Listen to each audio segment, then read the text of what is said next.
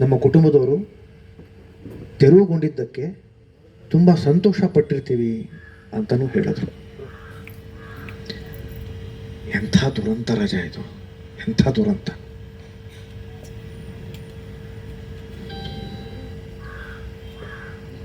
ಎಂಥ ವಿಕೃತವಾದ ಮನಸ್ಸಿರಬೇಕಿದು. ನಾವು ಅವ್ರ ಬಗ್ಗೆ ಆ ಥರ ಅನ್ಕೊಳ್ತೀವ?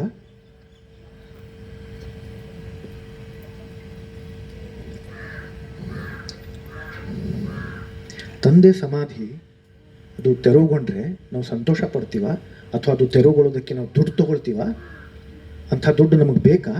ಅವಶ್ಯಕತೆ ಇದೆಯಾ? ಎಂಥ ಆರೋಪ ಇದು?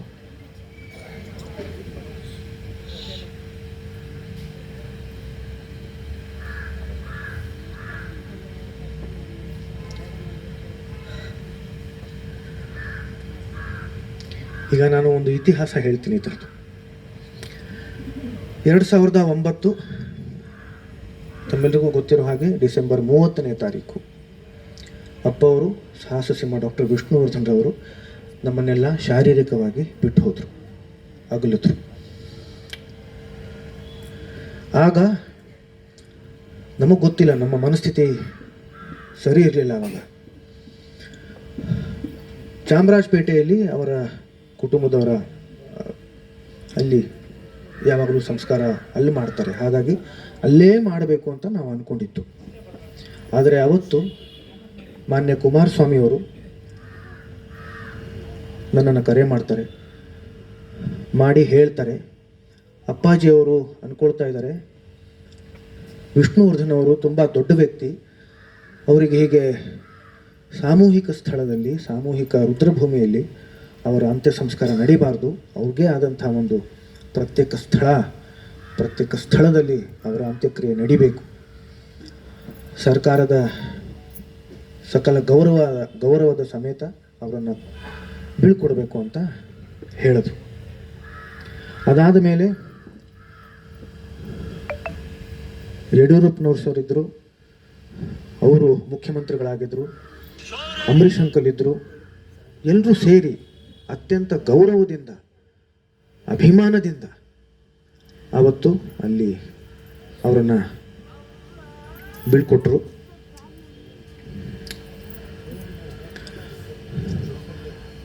ಅವರ ಆ ಒಂದು ಗೌರವಕ್ಕೆ, ಅವರು ತೋರಿಸಿರೋ ಒಂದು ಪ್ರೀತಿಗೆ ನಾವು, ನಮ್ಮ ಕುಟುಂಬ ಯಾವತ್ತೂ ಚಿರಋಣಿಯಾಗಿರ್ತೀವಿ. ಅವತ್ತು ಯಾರ್ಯಾರು ಸೇರಿ ಅದನ್ನು ಮಾಡಿದ್ರು ನನಗೆ ಗೊತ್ತಿಲ್ಲ. ನನಗೆ ಗೊತ್ತಿರೋದು ಒಂದು ಕುಮಾರಸ್ವಾಮಿ ಸರ್, ದೇವೇಗೌಡರು, ನಂತರ ಅಂಬರೀಷ್ ಅಂಕಲ್, ಆವಾಗ ಆಗಿರೋ ಮುಖ್ಯಮಂತ್ರಿಗಳು ಯಡಿಯೂರಪ್ಪನವರು, ಅನಂತ್ ಕುಮಾರ್ ಸರ್ ಇರ್ಬೋದು, ಸಾಕಷ್ಟು ಜನ ಇದ್ದರು. ಆದರೆ ಅದು ಸಂಸ್ಕಾರ ನಡೀತು. ಬಹುಶಃ ಆ ಒಂದು ಅವಸರದಲ್ಲಿ ಅವರಿಗೆ ಅದು ಗೊತ್ತಿರಲಿಲ್ವೇನೋ, ಆ ಜಾಗ ವಿವಾದಾಸ್ಪದವಾದ ಜಾಗ ಅಂತ ಅವ್ರಿಗೆ ಗೊತ್ತಿರಲಿಲ್ವೇನೋ. ಆದರೆ ಕೆಲವು ದಿನಗಳು ಆದ ಮೇಲೆ ನಮಗದು ಗೊತ್ತಾಗುತ್ತೆ, ಅದು ಕೋರ್ಟಲ್ಲಿದೆ, ನ್ಯಾಯಾಲಯದಲ್ಲಿದೆ ಅಂತ. ಅದು 2004ರಿಂದ ಇದೆ. ಗೀತಾ ಬಾಲಿಯವರು ಅಂತಂದರೆ ಬಾಲಣ್ಣವರ ಮಗಳು ತಮ್ಮ ಸಹೋದರರ ಮೇಲೆ ಅದನ್ನು ಕೇಸ್ ಹಾಕಿದರು, ಅವರ ವಿರುದ್ಧ ಕೇಸ್ ಹಾಕಿದರು. ಏನು ಮಾಡೋಣ, 10 ಎಕರೆ ಜಾಗದ ಮೇಲೆ ಹಾಕಿದರು. ಅವರಿಗೆ ಒಟ್ಟು 20 ಎಕರೆ ಜಾಗ ಸರ್ಕಾರ ಕೊಟ್ಟಿತ್ತು, ಅದರಲ್ಲಿ 10 ಎಕರೆ ಅವರು ಮಾರ್ಕೊಂಡಿದ್ರು. ಅದನ್ನು ಮಾರಿ ಆ 10 ಎಕರೆ ಜಾಗದಲ್ಲಿ ದುಡ್ಡು ಏನು ಬರುತ್ತೋ, ಅದನ್ನು ಮಾರಿ ಏನು ದುಡ್ಡು ಬರುತ್ತೋ ಆ ದುಡ್ಡಲ್ಲಿ ನಾವು ಅಭಿಮಾನ್ ಸ್ಟುಡಿಯೋನ ಅಭಿವೃದ್ಧಿಗೊಳಿಸ್ತೀವಿ ಅಂತ ಹೇಳಿದ್ರು. ಒಂದು ವೇಳೆ ಅಭಿವೃದ್ಧಿಗೊಳಿಸದಿದ್ದ ಪಕ್ಷದಲ್ಲಿ ಅದು ಸರ್ಕಾರಕ್ಕೆ ಗಮನಕ್ಕೆ ಬಂದರೆ ಸರ್ಕಾರ ಅದನ್ನು ವಶಪಡಿಸ್ಕೋಬಹುದು ಅನ್ನೋದು ಕೂಡ ಅದರಲ್ಲಿ ಉಲ್ಲೇಖ ಆಗಿದೆ. ಅದು ಒಂದು ಕಡೆ ಇರಲಿ. ಇನ್ನೊಂದು ಕಡೆ ಈ 10 ಎಕರೆ ಮಿಕ್ಕಿದ 10 ಎಕರೆ ಜಾಗದಲ್ಲಿ ನಂದು ಪಾಲಿದೆ ಅಂತ ಗೀತಾ ಬಾಲಿಯವರು ಅದನ್ನು ಮೊಕದ್ದಮೆ ಹೂಡಿದ್ರು.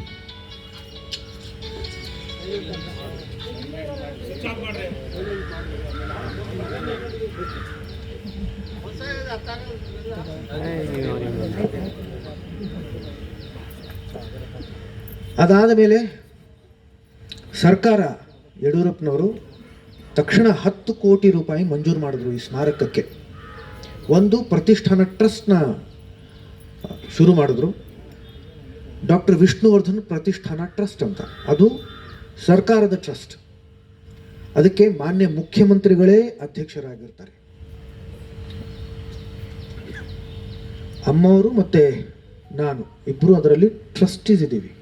ನಮ್ಮ ಜೊತೆ ಇನ್ನೂ ಸಾಕಷ್ಟು ಜನ ಅದರಲ್ಲಿ ಟ್ರಸ್ಟೀಸ್ ಇದ್ದಾರೆ. ನಮಗೆ ಒಂದು ವಿಶೇಷವಾದಂಥ ಆದ್ಯತೆ ಇದೆ, ನಮ್ಮ ಮಾತಿಗೆ ಒಂದು ಬೆಲೆ ಇದೆ. ನಾವು ಕುಟುಂಬದವರು ಆಗಿರೋದ್ರಿಂದ ಅದು ಒಂದು ಬೆಲೆ ಇದೆ ಅಷ್ಟೇ.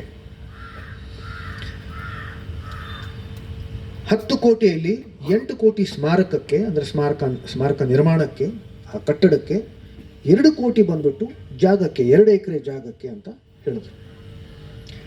10 ಎಕರೆ ಜಾಗಕ್ಕೆ ಅವ್ರು ಕೇಸ್ ಹಾಕೊಂಡಿದ್ದಾರೆ. ಈಗ ಈ 2 ಎಕರೆ ಜಾಗದಲ್ಲಿ ಸ್ಮಾರಕ ಆಗಬೇಕು. ಹೇಗಾಗತ್ತೆ ಇದು ಆಗಬೇಕು ಅಂತಂದರೆ ನಾನು ಸುಮಾರು ಬಾರಿ ಅಡ್ವೊಕೇಟ್ ಜನರಲ್ ಅವರನ್ನು ಭೇಟಿ ಮಾಡಿದ್ದೀನಿ. ನಮ್ಮ ರಾಜ್ಯ ಸರ್ಕಾರದ ವಕೀಲರು ಕೂಡ ಸಾಕಷ್ಟು ಬಾರಿ ಹೋರಾಡಿದ್ದಾರೆ. ಇದು ಒಂದು 2 ಎಕರೆ ಜಾಗ ಏನಿದೆ ಅದನ್ನು ಸೆಪ್ರೇಟ್ ಮಾಡಿ ಸರ್ಕಾರ ಅದಕ್ಕೆ 2 ಕೋಟಿ ಮಂಜೂರು ಮಾಡಿದೆ. ಅದು 2 ಕೋಟಿ ತಗೊಂಡು ನಮಗೆ ಅವಕಾಶ ಮಾಡಿಕೊಡಿ ಅದನ್ನು ಸ್ಮಾರಕ ಕಟ್ಟೋದಕ್ಕೆ. ಆದರೆ ಸರ್ಕಾರ, ಅಂದರೆ ನ್ಯಾಯಾಲಯ ಹೇಳ್ತು ಅದು 10 ಎಕರೆ ಮೇಲೆ ಕೇಸ್ ಹಾಕಿದ್ದಾರೆ, ಮೊಕದ್ದಮೆ ಹೂಡಿದ್ದಾರೆ, ಅದು ಇತ್ಯರ್ಥ 10 ಎಕರೆ ಮೇಲೇ ಆಗಬೇಕು ಅಂತ. 2 ಎಕರೆ ಸೆಪ್ರೇಟ್ ಮಾಡೋಕ್ಕಾಗಲ್ಲ ಅಂತ ಹೇಳಿದ್ರು. ಎಷ್ಟೇ ಪ್ರಯತ್ನ ಪಟ್ಟರು ಅದು ಆಗಲಿಲ್ಲ. ಗೀತಾ ಅವರನ್ನು ನಾವು ಸಾಕಷ್ಟು ಬಾರಿ ಕೇಳ್ಕೊಂಡ್ವಿ. ನಮ್ಮ ಎದುರುಗಡೆ ಸಾಕಷ್ಟು ಬಾರಿ ಒಕ್ಕೊಂಡ್ರು ಕೂಡ, ಆದರೆ ಅದು ಆಗಲಿಲ್ಲ. ಅದಾದ ಮೇಲೆ ಆಗಲಿಲ್ಲ. ಆಮೇಲೆ ಗೊತ್ತಾಯಿತು ಅದು ಯಾಕೆ ಆಗಲ್ಲ ಅಂತ. ಅವರು ಬಹುಶಃ ಇದು ಆಗೋದಕ್ಕೋಸ್ಕರ ಆ ಕೇಸ್ನ ವಿಡ್ರಾ ಮಾಡಿಕೊಂಡ್ರೆ, ಯಾಕಂದರೆ ವಿಡ್ರಾ ಮಾಡೋದು ಒಂದೇ ಒಂದು ದಾರಿ, ಇಲ್ಲ ಇತ್ಯರ್ಥ ಆಗಬೇಕು, ಇಲ್ಲ ವಿಡ್ರಾ ಮಾಡ್ಕೋಬೇಕು. ಇತ್ಯರ್ಥ ಆಗೋದಕ್ಕೆ ಎಷ್ಟು ವರ್ಷ ತಗೊಳುತ್ತೋ ಗೊತ್ತಿಲ್ಲ, ವಿಡ್ರಾ ಮಾಡ್ಕೋಬೋದು. ವಿಡ್ರಾ ಮಾಡಿಕೊಂಡ್ರೆ ರಾತ್ರಿ ಅವ್ರ ಸಹೋದರರು ಅದನ್ನು ಮಾರ್ಕೊಂಡ್ಬಿಟ್ರೆ ಬಹುಶಃ ಆತಂಕ ಆಕೆಗೆ ಇರಬಹುದೇನೋ. ಹಾಗಾಗಿ ಆಕೆ ವಿಡ್ರಾ ಮಾಡಿಕೊಂಡಿಲ್ಲ ಅದನ್ನು, ಅದು ಹಾಗೇ ಉಳಿತು. ಅಮ್ಮವರು ಅಪ್ಪವರ ಅಸ್ಥಿ ಏನಿದೆ, ಅಸ್ಥಿ ಅವಶೇಷಗಳೇನಿದೆ ಅದು ಅಲ್ಲೇ ಇಟ್ಟಿದ್ರು. ಅಭಿಮಾನ್ ಸ್ಟುಡಿಯೋದಲ್ಲಿ ಒಂದು ಜಾಗದಲ್ಲಿ ಇಟ್ಟಿದ್ರು, ಸುರಕ್ಷಿತವಾಗಿ ಇಟ್ಟಿದ್ರು. ಅಲ್ಲಿ ಈಗ ಏನು ಮಂಟಪ ಇತ್ತಲ್ಲ, ಅದರ ಕೆಳಗಡೆ ಏನೇನೂ ಇರಲಿಲ್ಲ. ಕೆಲವರು ಅದನ್ನು ಹೇಳಿದ್ರು, ಒಂದು ಚೊಂಬಲ್ಲಿ ಇಟ್ಟಿದ್ರು. ಇಲ್ಲ, ತಪ್ಪು ಮಾಹಿತಿ, ಸುಳ್ಳು ಮಾಹಿತಿ, ಏನೇನೂ ಇರಲಿಲ್ಲ. ಇವಾಗ ಹೇಗಿದೆಯಲ್ಲ ಹಾಗೇ ಇತ್ತು. ಸಂಸ್ಕಾರ ಆದ ಮೇಲೆ ಅಗ್ನಿ ಸ್ಪರ್ಶ, ಎಷ್ಟು ಜನ ಅದು ಅಂದ್ಕೊಂಡಿದ್ದಾರೆ. ಕ್ಷಮಿಸಬೇಕು, ಪದಗಳನ್ನು ಬಳಸ್ತಾ ಇದ್ದೀನಿ ಕೆಲವುದು, ನನಗೆ ಅದು ಇಷ್ಟ ಇಲ್ಲ. ಆದರೆ ಅವರನ್ನು ಹೂತು ಹಾಕಿರಲಿಲ್ಲ ನಾವು.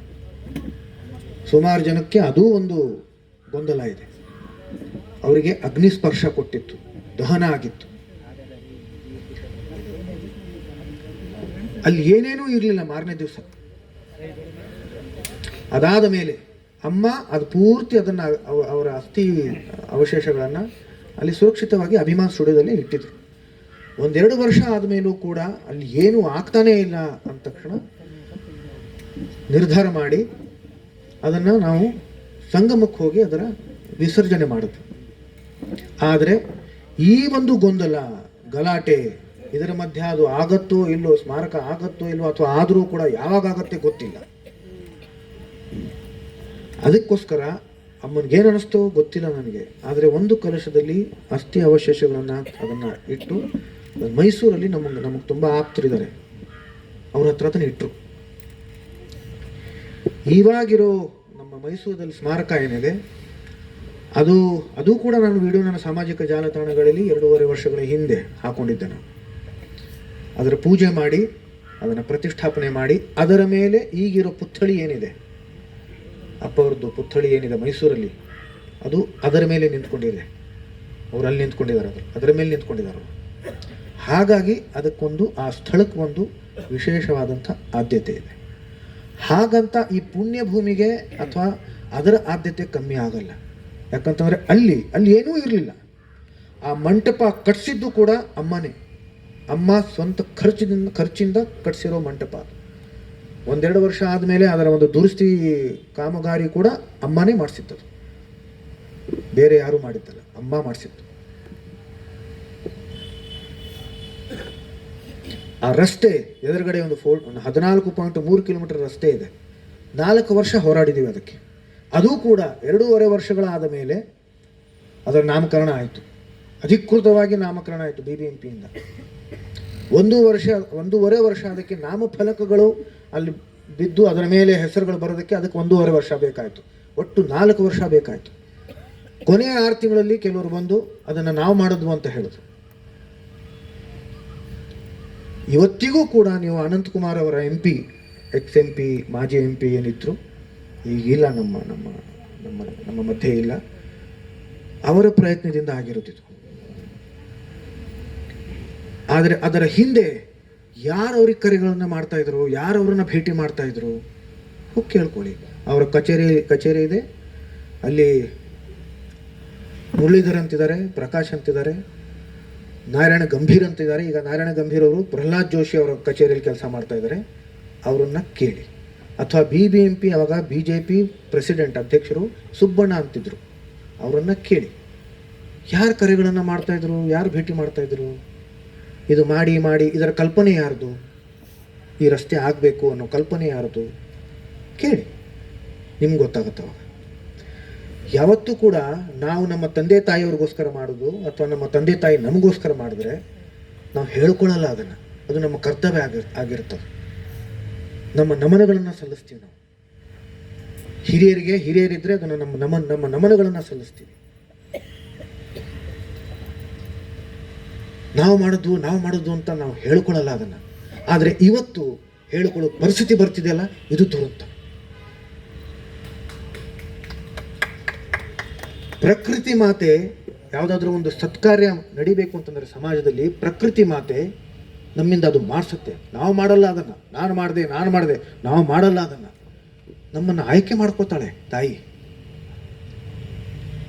ಈ ಸಂದರ್ಭದಲ್ಲಿ ಪ್ರಕೃತಿ ಮಾತೆ ಜೊತೆಗೆ ಅಪ್ಪ ಅವರು ನಮ್ಮಿಂದ ಮಾಡಿಸಿದ್ದಾರೆ ಅದನ್ನು. ಇಲ್ಲಿ ಯಾಕಾಗಲಿಲ್ಲ? ಬಹುಶಃ ಅವ್ರಿಗದು ಬೇಡವಾಗಿತ್ತೇನೋ. ಅವ್ರು ಹುಟ್ಟಿದ್ದು ಮೈಸೂರಲ್ಲಿ, ಕೊನೆ ಉಸಿರು ಎಳೆದಿದ್ದು ಮೈಸೂರಲ್ಲಿ. ಅಮ್ಮ ಅವರನ್ನು ಕರ್ಕೊಂಡು ಬಂದರು ಇಲ್ಲಿ. ಏನಿದ್ರು ಮನೆಗೆ ಬರಬೇಕು ಅವರು ಅಂತ. ಮನೆಗೆ ಬಂದಾದ್ಮೇಲೆ ನಾವು ಇಲ್ಲಿ ಆಗೋ ಥರ ಆಯ್ತದು. ಬಹುಶಃ ಚಾಮುಂಡಿ ತಾಯಿ ಆಣೆ ಅದರಲ್ಲಿ ಆ ಹಾಡಲ್ಲೇ ಇದೆ, ಹೇಳಿದ್ದಾರೆ ಅವರು. ತಾಯಿ ಪಾದದ ಹತ್ರನೇ ಇರಬೇಕು ಅಂತ ಅನ್ಕೊಂಡಿರ್ಬೇಕೇನೋ ಅವರು ಮಾಡಿಸಿದ್ದದನ್ನು, ನಾವು ಮಾಡಿಸಿದ್ದಲ್ಲ, ನಾವು ಮಾಡಿದ್ದಲ್ಲ. ಆದರೆ ಶ್ರಮ ಮಾತ್ರ ನಾವು ವಹಿಸಿದ್ದೀವಿ. ನಾನು ಎಷ್ಟೋ ಸತಿ ಹೇಳಿದ್ದೀನಿ, ಇಲ್ಲಿರ್ತಕ್ಕಂಥ ವಿಧಾನಸೌಧ, ವಿಕಾಸಸೌಧ, ಅಲ್ಲೊಂದು MS ಬಿಲ್ಡಿಂಗ್ ಅಂತ ಇದೆ, ಅಂದರೆ ಮಲ್ಟಿ ಸ್ಟೋರಿ ಬಿಲ್ಡಿಂಗ್ ಅಂತ ಇದೆ. ಎಷ್ಟು ಕಚೇರಿಗಳನ್ನು ನಾವು ಅಲ್ದಿದ್ದೀವಿ ಅದಕ್ಕೆ ಲೆಕ್ಕ ಇಲ್ಲ. ಎಷ್ಟು ಅಧಿಕಾರಿಗಳನ್ನು ನಾವು ಭೇಟಿ ಮಾಡಿದ್ದೀವಿ ಅದಕ್ಕೆ ಲೆಕ್ಕ ಇಲ್ಲ. ಅವತ್ತಿಂದ ಇವತ್ತಿನವರೆಗೂ ಇರ್ತಕ್ಕಂಥ ಮುಖ್ಯಮಂತ್ರಿಗಳನ್ನು ನಾವು ಭೇಟಿ ಮಾಡಿದ್ದು ಅದಕ್ಕೆ ಲೆಕ್ಕ ಇಲ್ಲ. ಅಲ್ಲಿ ನಾವು ಒಂದ್ಸಲ ನಾವು ವಿಕಾಸಸೌಧಕ್ಕೆ ಹೋದಾಗ ಅಲ್ಲಿ ಪ್ರಿನ್ಸಿಪಲ್ ಸೆಕ್ರೆಟರಿ ಅವ್ರದ್ದು ಒಂದು ನಾಮಫಲಕ ಇತ್ತು. ಯಾರ್ಯಾರು 2009 ಆದಮೇಲೆ ಯಾರ್ಯಾರು ಇದ್ದಾರೆ ಎಲ್ಲರನ್ನೂ ಭೇಟಿ ಮಾಡಿದ್ವಿ ನಾವು. ಎಷ್ಟು ಬಾರಿ, ನಾನೇನು ಪ್ರತಿ ಬಾರಿ ನಮ್ಮ ಅವಾಗ ಸೋಷಿಯಲ್ ಮೀಡಿಯಾನೂ ಇರಲಿಲ್ಲ ಅಷ್ಟೊಂದು, ಸಾಮಾಜಿಕ ಜಾಲ. ಇವತ್ತು ಇವ್ರನ್ನ ಭೇಟಿ ಮಾಡಿದ್ದೀವಿ, ಇವತ್ತು ಅವ್ರನ್ನ ಭೇಟಿ, ನಾನೇನು ಎಲ್ಲ ಕಡೆ ಹಾಕಿಲ್ಲ ಅದನ್ನು. ನಾನು ಆಗಲೇ ಹೇಳಿದಾಗೆ ಪ್ರತಿಯೊಂದು ನಾವು ನಮ್ಮವ್ರಿಗೋಸ್ಕರ ಮಾಡ್ತಿರ್ಬೇಕಾದ್ರೆ ನಾವು ಅದನ್ನು ಹೇಳ್ಕೊಂಡು ಮಾಡಬೇಕಾ? ನೀವು ಹೇಳ್ತೀರಾ ಅದನ್ನು? ನಿಮ್ಮ ಮಕ್ಕಳಿಗೋಸ್ಕರ ನೀವು ಮಾಡಿದ್ದು, ನಿಮ್ಮ ತಂದೆ ತಾಯಿಯವ್ರಿಗೋಸ್ಕರ ಮಾಡಿದ್ದು ನೀವು ಹೇಳ್ಕೊತೀರಾ? ಆದರೆ ಅಪವಾದ ಬಂದರೆ, ಆರೋಪ ಬಂದರೆ ಹೇಳಲೇಬೇಕಾದ ಪರಿಸ್ಥಿತಿ ಬರ್ತಿದೆ. ವ್ಯಾಪಾರೀಕರಣ ಅಂತ ಹೇಳಿದ್ರು, ಎಲ್ಲಿ? ಮೈಸೂರಲ್ಲಿ. ಹೇಗೆ ವ್ಯಾಪಾರೀಕರಣ ಆಗುತ್ತದು ಹೇಳಿ ನನಗೆ, ಹೇಗೆ ವ್ಯಾಪಾರೀಕರಣ ಆಗುತ್ತೆ? ಡಾಕ್ಟರ್ ವಿಷ್ಣುವರ್ಧನ್ ಪ್ರತಿಷ್ಠಾನ ಟ್ರಸ್ಟ್ ಮಾಡಿದ್ದು ಮಾನ್ಯ ಮುಖ್ಯಮಂತ್ರಿಗಳು, ಅದಕ್ಕೆ ಅಧ್ಯಕ್ಷರಾಗಿರ್ತಾರೆ ಮಾನ್ಯ ಮುಖ್ಯಮಂತ್ರಿಗಳು. ಇದು ಜಾಗ ಆಗಿರೋದು ಕರ್ನಾಟಕ ರಾಜ್ಯ ಸರ್ಕಾರದ್ದು. ಹೇಗೆ ವ್ಯಾಪಾರೀಕರಣ ಆಗುತ್ತೆ? ನನಗೇನೋ 10 ಲಕ್ಷ ರೂಪಾಯಿ ಬರುತ್ತಂತೆ. ಹೇಗೆ ಬರುತ್ತೆ? ಕಂಠೀರವ ಸ್ಟುಡಿಯೋದಲ್ಲಿ ವಿಜಯಾನಂದ್ ಅಂತಿದ್ದಾರೆ, ಅವರು ಇದರ ಉಸ್ತುವಾರಿನ, ಅವರು ಎಲ್ಲ ಕೆಲಸಗಳನ್ನು ನೋಡ್ಕೊಳ್ತಾರೆ, ನಿರ್ವಹಿಸ್ತಾರೆ. ಯಾವುದು? ಡಾಕ್ಟರ್ ರಾಜ್ಕುಮಾರ್ ಪ್ರತಿಷ್ಠಾನ ಟ್ರಸ್ಟ್, ಅಂದರೆ ಅವ್ರ ಸ್ಮಾರಕ. ಅಪ್ಪವರ ಸಾಹಸ ಡಾಕ್ಟರ್ ವಿಷ್ಣುವರ್ಧನ್ ಟ್ರಸ್ಟ್, ಅವ್ರದ್ದು ಸ್ಮಾರಕ. ಅಂಬರೀಷ್ ಅಂಕಲ್ ಅವ್ರ ಸ್ಮಾರಕ, ಡಾಕ್ಟರ್ ಪುನೀತ್ ಅವರು ಸ್ಮಾರಕ, ಇದೆಲ್ಲದರ ಕೆಲಸಗಳನ್ನು ನಿರ್ವಹಿಸುವ ಜವಾಬ್ದಾರಿ ಅವ್ರದ್ದಿದೆ, ವಿಜಯಾನಂದ್ ಅವ್ರದ್ದಿದೆ. ನೀವು ಹೋಗಿ ಕೇಳಿ ಇದಕ್ಕೆ ಎಷ್ಟು ದುಡ್ಡು ಸರ್ಕಾರ ಮಂಜೂರು ಮಾಡ್ತು, ಯಾವುದ್ಯಾವ್ದು ಖರ್ಚಾಯಿತು, ಎಲ್ಲೆಲ್ಲಿ ಖರ್ಚಾಯಿತು, ಹೇಗೆ ಖರ್ಚಾಯಿತು, ನಮಗೆ ನಮ್ಮ ವೈಯಕ್ತಿಕ ಕುಟುಂಬಕ್ಕೆ ಇದರಿಂದ ₹1 ಆದರೂ ಬರೋದಕ್ಕೆ ಅವಕಾಶ ಇದೆಯಾ ಕೇಳಿ. ಹೇಗೆ ಬರುತ್ತೆ? ನಾಳೆ ಇಲ್ಲಿ film and television institute of India ಮೈಸೂರಲ್ಲಿ ಆಗಬೇಕು ಅಂತ ನಾವು ಆಶಿಸ್ತಾ ಇದ್ದೀವಿ. Film and television institute of India ಪುಣೆಯಲ್ಲಿದೆ. ಅದು ಒಂದು ಶೈಕ್ಷಣಿಕ ಸಂಸ್ಥೆ. ಅದು ಅಪ್ಪ ಅವ್ರ ಹೆಸರಲ್ಲಿ ಆಗಬೇಕು ಅಂತ ಪ್ರಯತ್ನ ಪಡ್ತಾ ಇದ್ದೀವಿ. ಕೋಲ್ಕತ್ತಾದಲ್ಲಿ ಅದು ಸತ್ಯಜಿತ್ ರೇ ಅವ್ರ ಹೆಸರಲ್ಲಿದೆ. ಅದು ಕೂಡ ಕೇಂದ್ರ ಸರ್ಕಾರದ ಒಂದು ಶೈಕ್ಷಣಿಕ ಸಂಸ್ಥೆ. ಇಡೀ ದಕ್ಷಿಣ ಭಾರತದಲ್ಲೇ ಅದು ಶೈಕ್ಷಣಿಕ ಸಂಸ್ಥೆ ಇಲ್ಲ. ಅದಾದರೆ ಅದು ಆಗಬೇಕು, ಅದು ಅಪ್ಪ ಅವ್ರ ಹೆಸರಲ್ಲಿ ಆಗಬೇಕು ಅಂತ ನಾವು ಪ್ರಯತ್ನ ಪಡ್ತಾ ಇದ್ದೀವಿ. ಆದರೆ ಅಲ್ಲೂ ಕೂಡ, ಮೈಸೂರಲ್ಲೂ ಕೂಡ ಒಂದು ಕೋರ್ಟ್ ಕೇಸ್ ನಡೀತಾ ಇದೆ ಆ ಜಾಗದ ಮೇಲೆ. ಅದು ಇತ್ಯರ್ಥ ಆಗ್ತಾನೇ ಇಲ್ಲ. ಪ್ರತಿ ತಿಂಗಳು ನಾವು ಕೇಳೋದೇ ಆಯಿತು, ಅದು ಮುಂದೂಡ್ತಾನೇ ಇದ್ದಾರೆ. ಅದಾದರೆ ನಾವು ಮಾನ್ಯ ಮುಖ್ಯಮಂತ್ರಿಗಳನ್ನು, ಮಾನ್ಯ ಪ್ರಧಾನಿಯವರನ್ನ ಭೇಟಿ ಮಾಡಿ ಅಲ್ಲಾಗೋದಕ್ಕೆ ಪ್ರಯತ್ನ ಪಡ್ತೀವಿ. ಅದಾದರೆ ಅದು ಇಡೀ ನಮ್ಮ ಕರ್ನಾಟಕಕ್ಕೆ ಒಂದು ದೊಡ್ಡ ಕೊಡುಗೆ ಆಗುತ್ತೆ.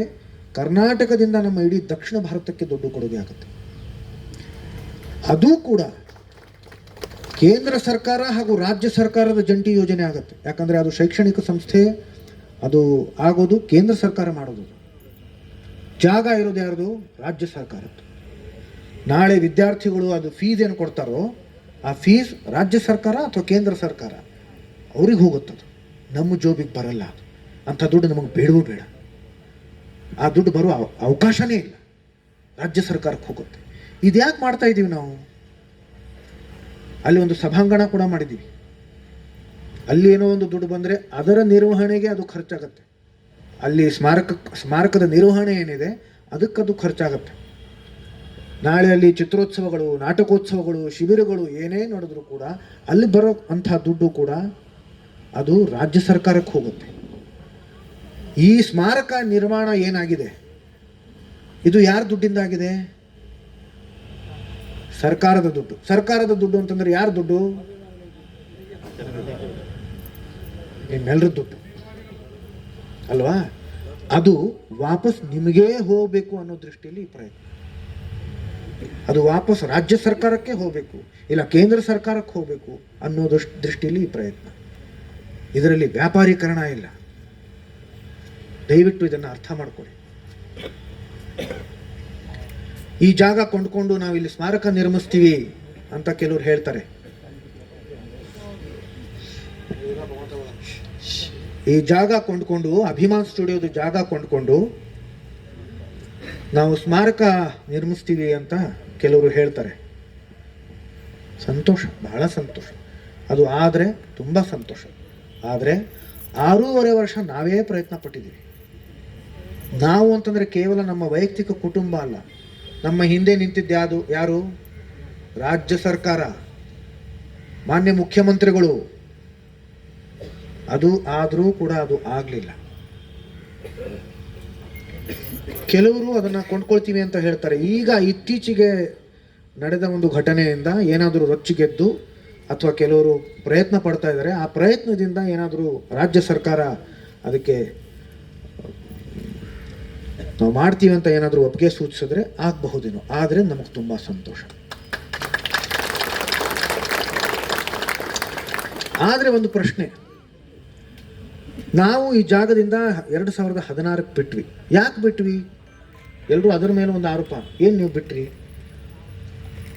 ಈ ಜಾಗದಲ್ಲಿ 6.5 ವರ್ಷ ನಾವು ಏನೇನೆಲ್ಲ ಮಾಡಿದ್ದೀವಿ. ಸಾಕಷ್ಟು ಸಂಘ ಸಂಸ್ಥೆಗಳ ಜೊತೆಯಲ್ಲಿ, ಅಭಿಮಾನಿಗಳ ಜೊತೆಯಲ್ಲಿ, ನಮ್ಮ ರಾಜ್ಯ ಸರ್ಕಾರದ ಜೊತೆಯಲ್ಲಿ, ಸರ್ಕಾರೇತರ ಸಂಸ್ಥೆಗಳ ಜೊತೆಯಲ್ಲಿ ಸಾಕಷ್ಟು ಸಮಾಜಮುಖಿ ಕೆಲಸಗಳನ್ನು ನಾವು ಮಾಡಿದ್ದೀವಿ. ಸಾಕಷ್ಟು ಸಮಾಜಮುಖಿ ಕೆಲಸಗಳನ್ನು ಮಾಡಿದ್ದೀವಿ. ಯಾಕೆ ಮಾಡಿದ್ದೀವಿ? ಅಭಿಮಾನಿಗಳು ಅಷ್ಟು ಸಂಖ್ಯೆಯಲ್ಲಿ ಸೇರ್ತಾರೆ, ಅವ್ರಿಗೇನಾದರೂ ಒಂದು ಉಪಯೋಗ ಆಗಬೇಕು ಅನ್ನೋ ದೃಷ್ಟಿ.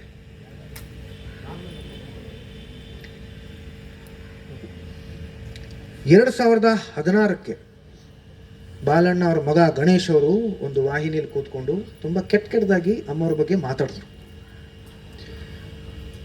ಆಗಲೇ ಅಷ್ಟೊಂದು ಪ್ರಯತ್ನಗಳನ್ನು ಮಾಡಿ, ಅಷ್ಟೊಂದು ಅವಮಾನಗಳನ್ನು ಸಹಿಸಿ, ಒಂದು ಸಲ ಭಾರತೀಯಮ್ಮವರು ಒಂದು ಕಂಠೀರವ ಸ್ಟುಡಿಯೋನಲ್ಲಿ ಒಂದು ಮೀಟಿಂಗ್ ಆಯಿತು. ಆ ಮೀಟಿಂಗಲ್ಲಿ ಬಾಲಣ್ಣವ್ರ ಕುಟುಂಬದವರು ಇದ್ದರು, ಕೆಲವು ಅಧಿಕಾರಿಗಳಿದ್ದರು. ಎಲ್ಲರ ಮುಂದೆ ಕಣ್ಣೀರು ಸುರಿಸಿದ್ದಾರೆ. ಅವರು ಕೈ ಜೋಡಿಸಿ ಕೇಳ್ಕೊಂಡಿದ್ದಾರೆ, ದಯವಿಟ್ಟು ನಮ್ಮ ಯಜಮಾನರದ ಸ್ಮಾರಕ ಆಗೋ ಹಾಗೆ ದಯವಿಟ್ಟು ಸಹಕರಿಸಿ ಅಂತ.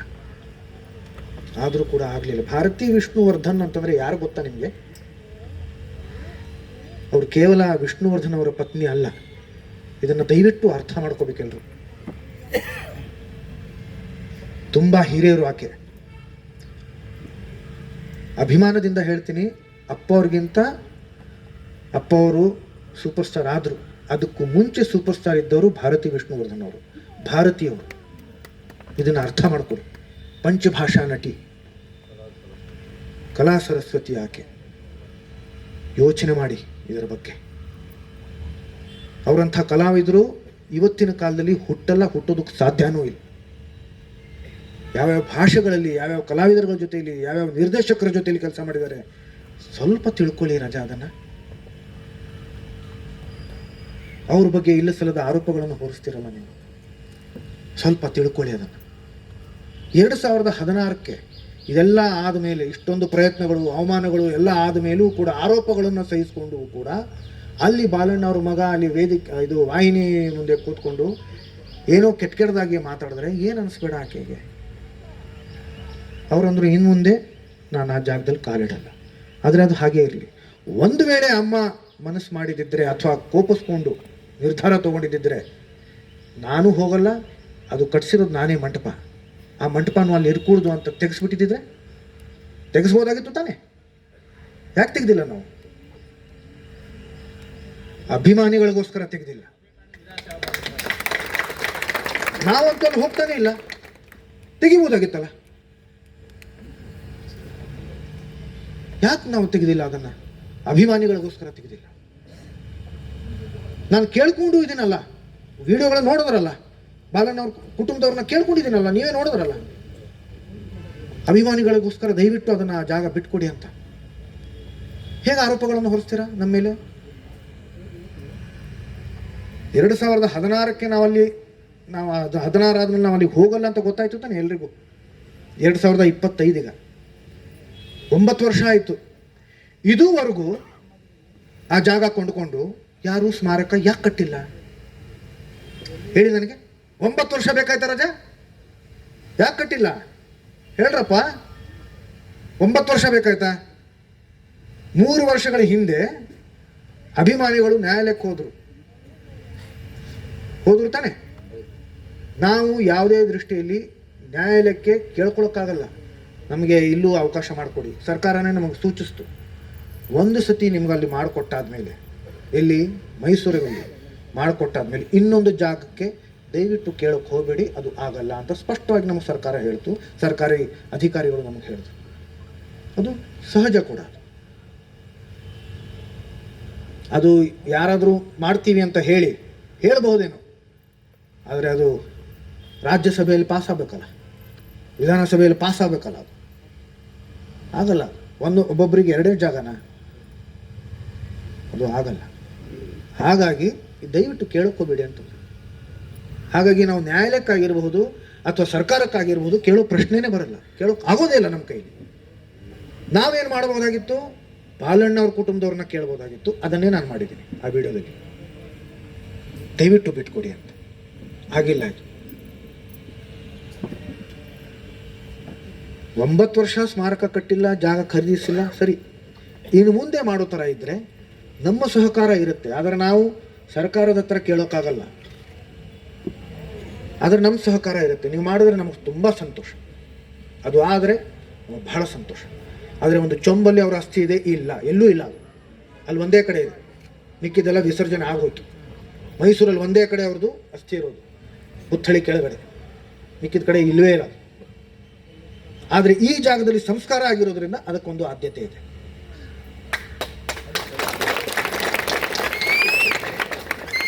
ನಾಳೆ ಇಲ್ಲೇನಾದರೂ ಅವ್ರ ಕುಟುಂಬದವರು ಏನೋ ಆಯಿತು, ಸರ್ಕಾರದವರು ಏನೋ ಒಂದು ಅವ್ರಿಗೆ ಇನ್ನೂ ಒತ್ತಡ ಹಾಕಿ ಇದು ಏನಾದರೂ ಕೊಂಡ್ಕೊಳ್ಳೋ ಥರ ಆಯಿತು, ಯಾರಾದರೂ ಕೊಂಡ್ಕೊಂಡ್ರು ಅಂತಂದ್ರು, ಎರಡು ವಿಷಯಗಳನ್ನು ನಾನು ಹೇಳೋದಕ್ಕೆ ಇಷ್ಟಪಡ್ತೀನಿ. ನಮ್ಮ ಸಹಕಾರ ಎಲ್ಲಿಗಿರುತ್ತೆ ಅಂತಂದರೆ, ಯಾವ ರೀತಿ ಇರುತ್ತೆ ಅಂತಂದರೆ,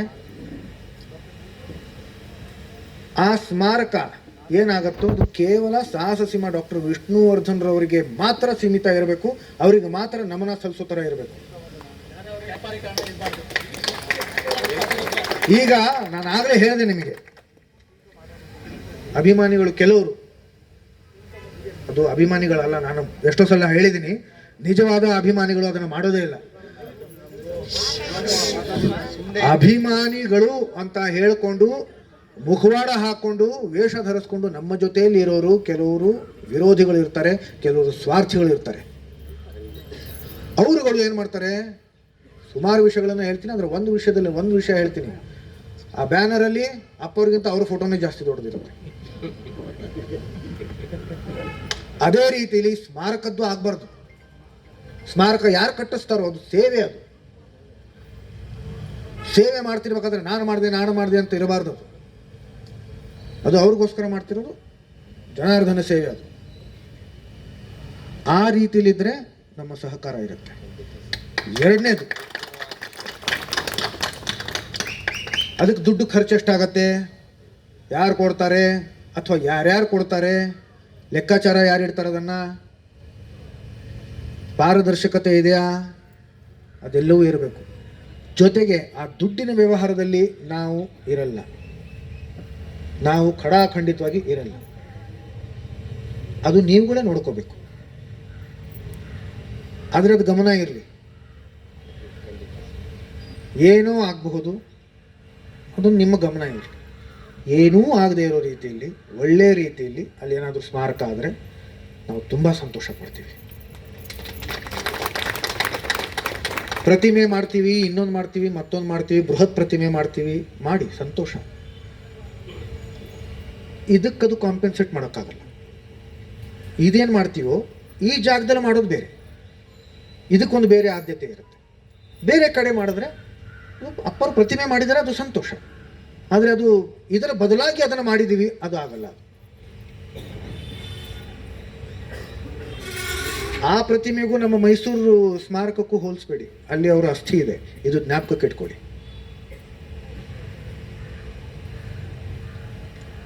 ರಾಜ್ಯ ಸರ್ಕಾರ ಮಾಡಿರ್ತಕ್ಕಂಥ ಸ್ಮಾರಕ ಅದು, ಅದರ ಆದ್ಯತೆಯೇ ಬೇರೆ.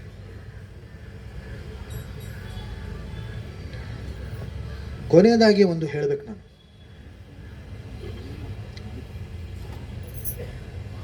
ನನಗೆ ಹೇಳೋದಕ್ಕೆ ಇದು ತುಂಬ ಬೇಜಾರಾಗ್ತಾ ಇದೆ, ಆದರೆ ನಾನು ಹೇಳಲೇಬೇಕಾದ ಪರಿಸ್ಥಿತಿ ಇದೆ.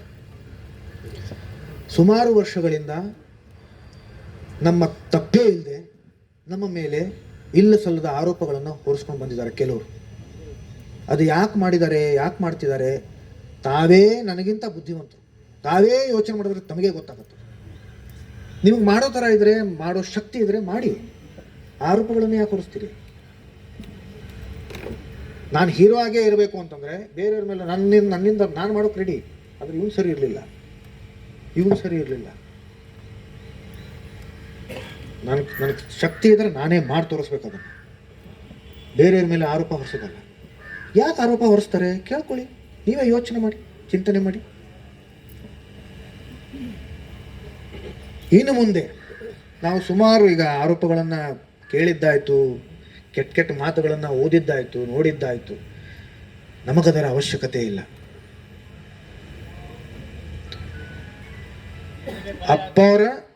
ಅಪ್ಪವರ ಸಾಹಸ ಸಿಂಹ ಡಾಕ್ಟರ್ ವಿಷ್ಣುವರ್ಧನ್ ಅವರ, ನನಗೆ ಇನ್ನೊಂದು ಹೇಳ್ತೀನಿ, ನನಗೊಂದ್ಸಲ ಅವಮಾನ ಆಗಿತ್ತು. ನನ್ನ ಒಂದು ಅನುಭವದಲ್ಲಿ ಒಂದ್ಸಲ ತುಂಬ ಒಂದು ಅವಮಾನ ಆಗಿತ್ತು ನನಗೆ. ನಾನು ಎಷ್ಟೋ ನನ್ನ ಸಂದರ್ಶನಗಳಲ್ಲಿ ಹೇಳ್ಕೊಂಡಿದ್ದೇನೆ ಅದನ್ನು. ಅಪ್ಪವರು ಹತ್ತಿದ್ರು, ಗೊತ್ತಾ ನಿಮಗೆ? ಹತ್ತಿದ್ರು, ತಾಯಿ ಥರ ಹತ್ತಿದ್ರು ಅವರು. ಸಾಹಸ ಸಿಂಹ ಅಂತಿರಲ್ಲ, ಹೃದಯದಲ್ಲಿ ಅವರು ತಾಯಿ ಥರ ಇದ್ರು, ಹತ್ತಿದ್ರು. ನನಗಾಗಿದ್ದು ನಿಮಗಾಗಬಾರ್ದು ಅನಿ ಅಂತ ಹೇಳಿದರು. ನೀವುಗಳು ಏನು ಮಾಡ್ತಾ ಇದ್ದೀರಾ? ಅದನ್ನೇ ಮಾಡ್ತಾ ಇದ್ದೀರಾ. ಎಷ್ಟೊಂದು ಅವಮಾನಗಳು, ಆರೋಪಗಳು. ಯಾಕೆ? ಅವ್ರು ಖುಷಿಯಿಂದ ಇರ್ತಾರೆ ಅವಾಗ? ಅವರು ಅಲ್ಲಿ ಅಳ್ತಾನೆ ಇರ್ತಾರೆ. ನೀವೇನು ಮಾಡ್ತಾ ಇದ್ದೀರಾ? ನಿಮಗೇನಾದರೂ ಸಮಸ್ಯೆ ಇದ್ದಲ್ಲಿ, ಪ್ರಶ್ನೆಗಳಿದ್ದಲ್ಲಿ ಕೇಳಿ, ನನ್ನ ನೇರವಾಗಿ ಬನ್ನಿ ಕೇಳಿ. ಕೇಳಿದ ಆರೋಪಗಳನ್ನು ಹೊರಿಸ್ತಾ ಇದ್ರೆ, ಯಾರೋ ಹೇಳಿದ ಮಾತನ್ನ ಕೇಳ್ತಾ ಇದ್ರೆ, ನನ್ನನ್ನು ಎಷ್ಟು ವರ್ಷದಿಂದ ನೋಡ್ತಾ ಇದ್ದೀರಾ ನೀವು?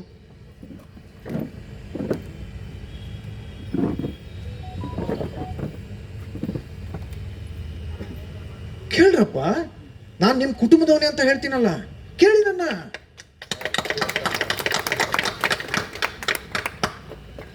ಆದರೆ ಇನ್ನು ಮುಂದೆ ನಮ್ಮ ಬಗ್ಗೆ, ನಮ್ಮ ಕುಟುಂಬದವರ ಬಗ್ಗೆ ಯಾರಾದರೂ ಕೆಟ್ಟ ಆರೋಪಗಳನ್ನು ಮಾಡೋದಾಗಿರ್ಬೋದು, ಕೆಟ್ಟ ಕಾಮೆಂಟ್ಗಳನ್ನು ಮಾಡೋದಾಗಿರ್ಬೋದು, ಅದು ಯಾವುದೇ ವೇದಿಕೆ ಆಗಿರ್ಬೋದು, ಮಾಧ್ಯಮ ಆಗಿರ್ಬೋದು, ಅಥವಾ ಸಾಮಾಜಿಕ ಜಾಲತಾಣ ಆಗಿರಬಹುದು. ಈಗಾಗಲೇ ಎಷ್ಟೋ ಬಾರಿ ಆಗಿದೆ, ಈ ಇತ್ತೀಚಿನ ದಿನಗಳಲ್ಲೇ ಆಗಿರೋದ್ರಿಂದ ಕೆಲವರು ಬಂದು ನಮಗೆ ಸ್ಪಷ್ಟವಾಗಿ ಹೇಳಿದ್ರು, ದಯವಿಟ್ಟು ಇವರುಗಳ ವಿರುದ್ಧ ನೀವು ಮೊಕದ್ದಮೆ ಹೂಡಿ, ಅವರಿಗೆ ತಕ್ಕ ಶಿಕ್ಷೆ ಆಗೋ ರೀತಿಯಲ್ಲಿ ನೀವು ಪ್ರಯತ್ನ ಪಡಿ. ಇವತ್ತಿಗೂ ನಿಮ್ಗೆ ಗೊತ್ತಿದೆ, ಯಾರಾದರೂ ಕೆಟ್ಟದಾಗ ಕಾಮೆಂಟ್ ಮಾಡಿ ನಾನು ಏನಾದರೂ ಅದನ್ನು ಕಂಪ್ಲೇಂಟ್ ಕೊಟ್ಟರೆ ಏನಾಗುತ್ತೆ ಅನ್ನೋದು ನಿಮ್ಗೆ ಗೊತ್ತಿದೆ. ಆದರೆ ನಾನು ಆ ಥರ ಹೇಳಿದಾಗ ನಾನು ಅದಕ್ಕೆ ಒಪ್ಪಲಿಲ್ಲ. ಇದ್ದಕ್ಕಿದ್ದ ಹಾಗೆ ಆ ಥರ ಮಾಡಬಾರ್ದು, ಒಂದ್ಸಲ ಎಚ್ಚರಿಕೆ ಆದರೂ ಕೊಡಬೇಕು. ಯಾಕಂದರೆ ಅವ್ರದ್ದೇ ಆದಂಥ ಒಂದು ವೈಯಕ್ತಿಕ ಜೀವನ ಇರುತ್ತೆ, ವೈಯಕ್ತಿಕ ಕುಟುಂಬ ಇರುತ್ತೆ, ಅವ್ರನ್ನ ಪ್ರೀತಿಸೋರು ಜನ ಇರ್ತಾರೆ, ಅವ್ರಿಗೆ ತೊಂದರೆ ಆಗಬಾರ್ದು. ಆದರೆ ಈಗ ನಾನು ಅದನ್ನು ಎಚ್ಚರಿಕೆ ಕೊಡ್ತಾ ಇದ್ದೀನಿ, ದಯವಿಟ್ಟು ನಮ್ಮನ್ನು ಬಲವಂತ ಮಾಡಬೇಡಿ. ನಿಮ್ಮ ವಿರುದ್ಧ ಕಂಪ್ಲೇಂಟ್ ಕೊಡೋದು ನಮಗಿಷ್ಟ ಇಲ್ಲ. ಆದರೆ ದಯವಿಟ್ಟು ಇದೇ ಮುಂದುವರಿಸ್ಕೊಂಡು ಹೋದರೆ ನಾವು ಕಂಪ್ಲೇಂಟ್ ಮಾಡಲೇಬೇಕಾದ ಪರಿಸ್ಥಿತಿ ಬರುತ್ತೆ. ನಿಮಗೆ ತೊಂದರೆ ಆದರೆ ನಮಗಿಷ್ಟ ಇಲ್ಲ, ನಿಮಗೆ ಕಷ್ಟ ಆದರೆ ನಮಗಿಷ್ಟ ಇಲ್ಲ. ನಾವೆಲ್ಲರೂ ಜೊತೆಯಲ್ಲಿರೋಣ, ಒಂದಾಗಿರೋಣ, ಒಗ್ಗಟ್ಟಿಂದಿರೋಣ, ಪ್ರೀತಿಯಿಂದ ಇರೋಣ. ವಸುಧೈವ ಕುಟುಂಬಕಂ ಅಂತ ನಾನು ಎಷ್ಟೋ ಬಾರಿ ಹೇಳ್ಕೊಂಡಿದ್ದೀನಿ. ಈ ಭೂಮಿ ಮೇಲೆ ಇರ್ತಾ ಇರೋ ನಾವೆಲ್ಲರೂ ಒಂದೇ ಕುಟುಂಬದವರು. ನಾವೆಲ್ಲರೂ ಜೊತೆಲಿ ಇದ್ಕೊಂಡು ಈ ಸ್ಮಾರಕ ಏನಿದೆಯೋ ಇಲ್ಲಿ ಸ್ಮಾರಕ ಆಗೋ ಥರ ಇದ್ರೆ ನಾವೆಲ್ಲರೂ ಜೊತೆಲಿದ್ದೀವಿ.